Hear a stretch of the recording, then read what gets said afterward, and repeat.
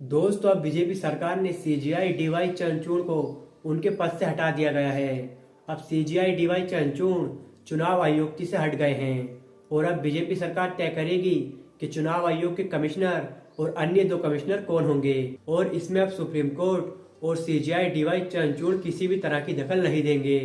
पहले चुनाव आयोग के कमिश्नरों का चयन सीजीआई डीवाई चंद्रचूड़ करते थे, पर अब उनको उनके पद से हटा दिया गया है। और अब संसद में इस बिल के पास होने के बाद बीजेपी सरकार का मुख्य चुनाव पर पूरी तरह से कंट्रोल है। लेकिन इतना बड़ा बिल संसद में पास कैसे हुआ, क्या विपक्षी पार्टी ने कोई भी एक्शन नहीं लिया, तो इसकी पूरी जानकारी हम आपको देने वाले हैं। दोस्तों, ये तो आपको पता ही होगा कि इस समय संसद में और संसद के बाहर अलग ही बवाल मचा हुआ है, जब से 146 सांसदों को बाहर किया गया है। और अब विपक्षी पार्टियों का कहना है कि बीजेपी सरकार ने जानबूझकर 146 सांसदों को बाहर किया है ताकि कोई भी उनके बिल के खिलाफ कुछ ना बोल सके। और विपक्षी पार्टियों का ये भी कहना है कि बीजेपी सरकार अपना मनमानी बिल ला चुकी है और अब हमारे देश का लोकतंत्र बहुत ज्यादा खतरे में है। दरअसल दोस्तों, 2023 की शुरुआत में इस बिल को राज्यसभा से हरी झंडी मिल गई थी और मामला आकर अटका था लोकसभा में। लेकिन भारतीय जनता पार्टी ने उस कांटे को भी हटा दिया 146 सांसदों को बाहर करने के बाद। और बीजेपी सरकार ने इसका फायदा उठाया और इस बिल को पास करा लिया, क्योंकि संसद के अंदर किसी ने भी इसके खिलाफ खड़े होने की हिम्मत नहीं दिखाई। और जो बीजेपी सरकार का प्लान था वो अब पूरी तरह से पूरा हो चुका है और बीजेपी सरकार का मुख्य चुनाव पर पूरी तरह से कंट्रोल हो गया है। तो दोस्तों, अब सवाल उठता है कि बीजेपी सरकार कौन कौन से चुनाव करवाएगी।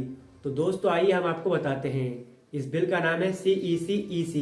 इस बिल में राष्ट्रपति, विधानसभाओं, उपराष्ट्रपति और राष्ट्रपति के लिए निष्पक्ष चुनाव कराने का जिम्मा होता है। लेकिन इस बिल के पास होने के बाद बीजेपी सरकार ने पूरी तरह से इस देश को अपने कब्जे में कर लिया है। ऐसा क्यों कहा जा रहा है, हम आपको बताते हैं। दरअसल इस बिल में लिखा है कि 3 लोगों की कमेटी बिठाई जाएगी और फिर चुनाव आयोग के कमिश्नरों का चयन होगा। लेकिन इसमें जो 3 लोग बैठेंगे उसमें से 2 बीजेपी सरकार के होंगे।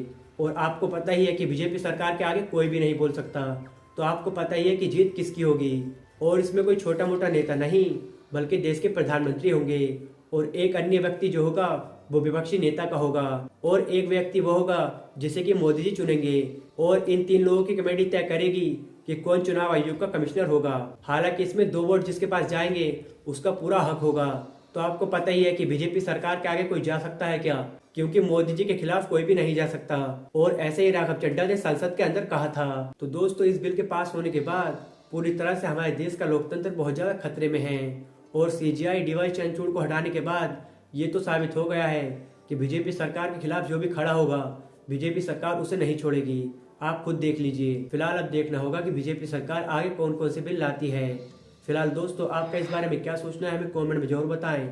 और ऐसे ही न्यूज़ से जुड़े रहने के लिए हमारे चैनल को सब्सक्राइब जरूर से करें।